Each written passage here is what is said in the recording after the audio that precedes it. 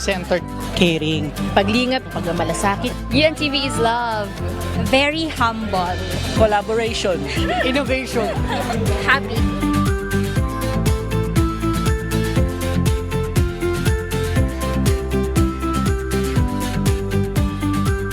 Proud ang mga kawani ng UNTV sa narating na ng Public Service Channel na nagdiriwang ng ika-20 anibersaryo.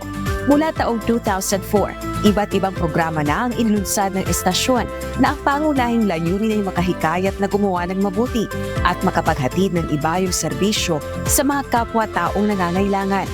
Ilan lamang sa mga ito ay Good Morning Kuya, Tulong Muna Bago Balita, Serbisyong Bayanihan, UNTV Cup, at marami pang iba.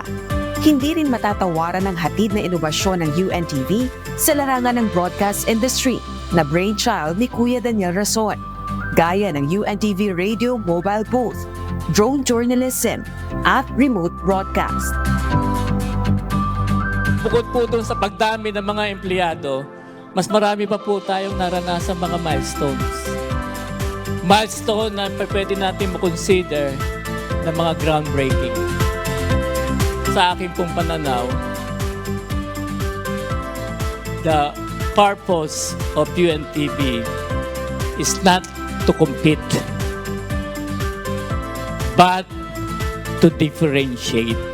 Sa milestones na ito ng nag-iisang public service channel sa Pilipinas, katuwang ang mga kawani ng UNTV at sinusuportahan ng Members Church of God International o MCGI.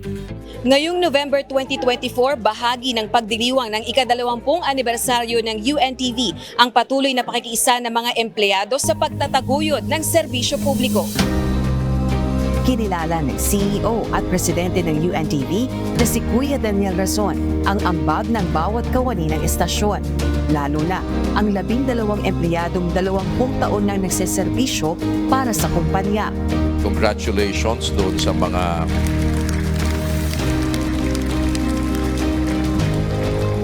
nung tayo po ay nagpasimula ay nandyan na. Ang inyo pong kontribusyon sa kumpanya ay lagi pong laman ng aming alaala at aming kinikilala sa aming mga puso. And look forward that this station is the station that you can grow old with. Nagdagdag naman ito ng ibayong pang inspirasyon para sa mga empleyado ng UNTV.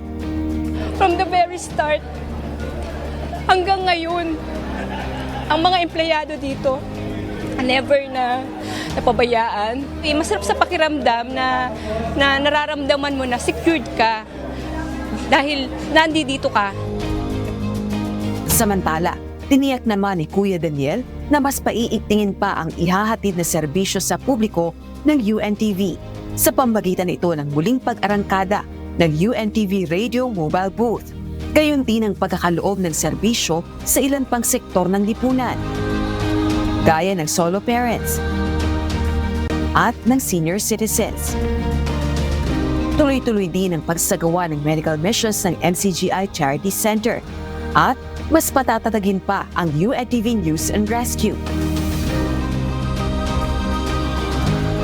Ito po ang buhay natin eh. Ito ang puso at buhay ng UNTV. At sa mga inisyatibong ito, nagbigay naman ng commitment ang mga kawani ng himpilan na makikibahagi pa rin sa bawat gawang mabuti. Dahil mananatili sa pagsisilbi sa mga kapwa-tao ang UNTV. Rosalie Coz, UNTV News and Rescue. Diyos ang aming sandigan, serbisyo publiko ang aming pinahahalagahan.